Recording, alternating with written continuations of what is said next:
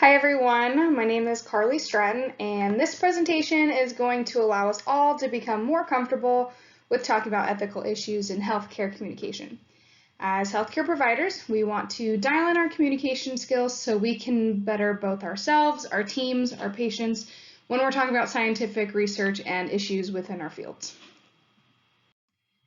Alrighty, so our objectives here are going to be to identify, explain, analyze, or describe the principles of scientific communication, the ethical implications in human research, the ethical issues around communication when conducting research, communicating effectively and appropriately with patients, families, and other healthcare providers, and effective skills in writing formal correspondence.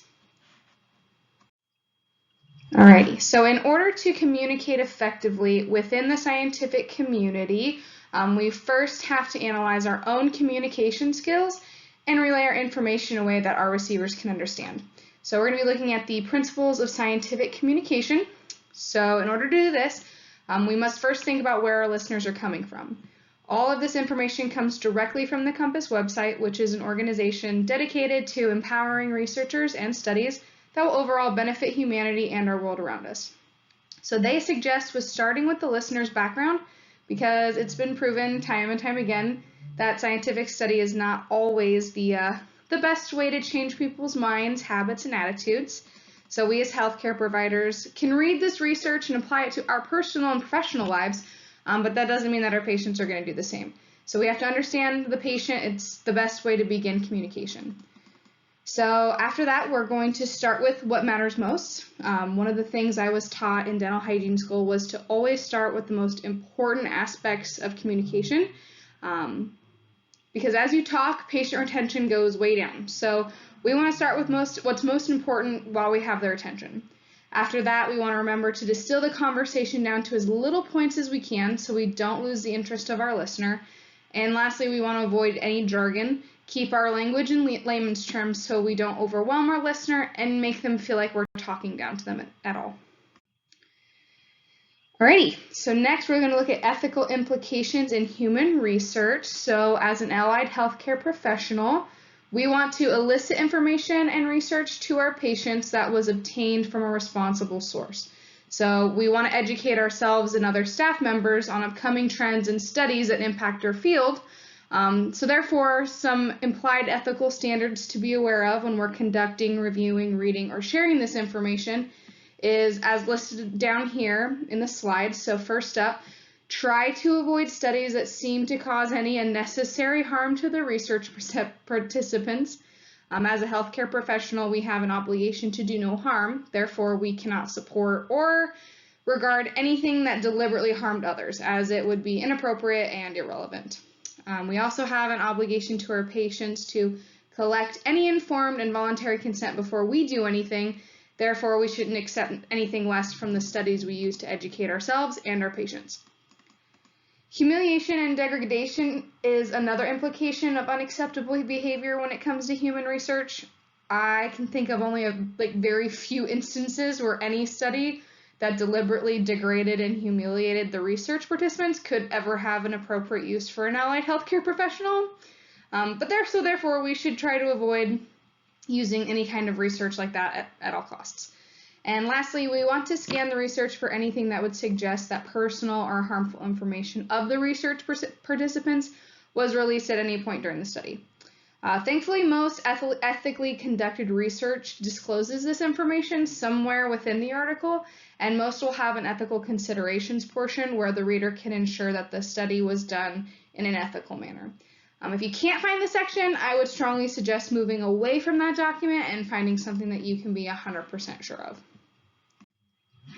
Alrighty, and the biggest issues in communication when conducting research in the allied health field is the protection of participants' rights when considering privacy, anonymity, and confidentiality.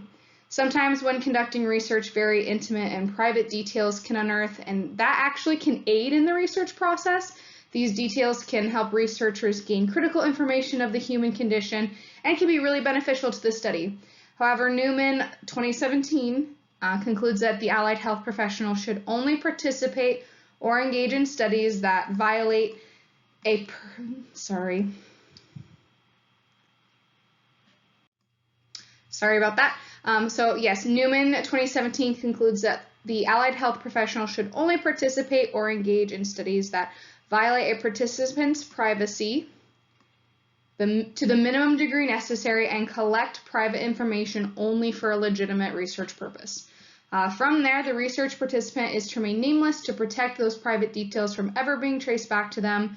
Ways that Newman then describes to protect the anonymity of the research participant is to avoid collecting names, addresses, and using code numbers and names for these participants. That will ensure that the results of the study do not infringe on the participants' rights. And lastly, an ethical issue to consider is the aspect of confidentiality. This is specific to studies that require the attachment of certain private details of the study to the participant's identity, in which case keeping this information secret from the public disclosure is essential. Alrighty, so now we're going to look at communicating effectively and appropriately with patients, families, and healthcare providers. So when communicating with patients, families, and other healthcare providers within the scope of practice of your specific allied healthcare field, there are some key aspects to keep in mind. Personally, I would suggest keeping your information as clear as possible. Conduct the conversation in such a way that there would be no incorrect perceptions from your audience. I personally use humor and sarcasm to take the edge off of difficult conversations, and this is not recommended. I have found that patients, family members, and providers that I'm speaking to don't always appreciate it. Therefore, save yourself the headache, just stick with the facts. You're also going to want to be respectful so that whoever it is that you're communicating with can feel accepted, and therefore they will retain the information it is that you're trying to pass along. It almost goes without saying, but you must remember that these are human beings that you're trying to communicate with, and respect must be the forefront of your communication style. The next tip I can offer is active listening, and this is my favorite bullet point because I take active listening really seriously in my field of dental hygiene, and it has launched my career in ways that I never could have anticipated. I went from patients leaving unhappy and judged to patients accepting treatment and feeling empowered almost overnight. Active listening involves the speaker to repeat back to the audience whatever it is they responded with, and vice versa. I do have an example here. So you have a patient and looking at their gums, you say, "Hey, I see that your gums are more inflamed and bleeding more than they were last time. Has anything changed in your home routine?" And they would say something like, "Oh, I haven't been doing such a great job." And then I would repeat back to them, "So I'm hearing that your home care routine has changed. What about it is different?" They would say, "Oh, well, I haven't been flossing." And then I would repeat back to them, "So you've reduced the amount of flossing in your routine." And I would go into my oral hygiene instructions. And by doing this, people are forced to elicit the information that I need without me having to actually assume it and making them feel judged. And that patient would probably feel less empowered if I were to be like, "Hey, your gums are bleeding and floss more." He would most likely start to shut down, and the conversation wouldn't go as easy there. Lastly, know your limits. This is an easy one as we all want to stay within our scope of practice. For example, as a hygienist, I can't say, "Oh, you have a cavity here." I have to say, "This area looks a little suspicious. I'm going to have the doctor take a look here." Other allied healthcare professionals have their scopes, and they should all know them and respect them. All right, and finally, effective skills in writing formal correspondence. An allied health professional wanting to communicate information, ideas, in writing should follow these 3 basic principles. Personally, I respond to facts. If I wanted to implement a new perio program at my office, I would gather this information together in a written correspondence that contained reliable, hard facts. These facts would be easy to access, meaning the audience could easily find this on their own or already kind of have prior knowledge about it. And this will prevent the audience from not believing the information I present and help support my ideas. I would also try to use relatable comparisons. You want the listener to be able to apply the information or idea to themselves so they can better understand how your idea can directly affect them. This way they can perceive the information exactly the way you want them to and accept it. And lastly, keep it short, keep it simple. Nobody wants to read 18 pages of jargon that bores them to tears. We live in a society of instant tweet-sized attention spans, and we should try to cater to that when we're trying to keep and retain someone's attention. Once we start rambling, the power of our information, expertise, and experience goes right out the window. Alrighty, this would be where you would ask questions, but nobody's here, so we're going to go to the next one.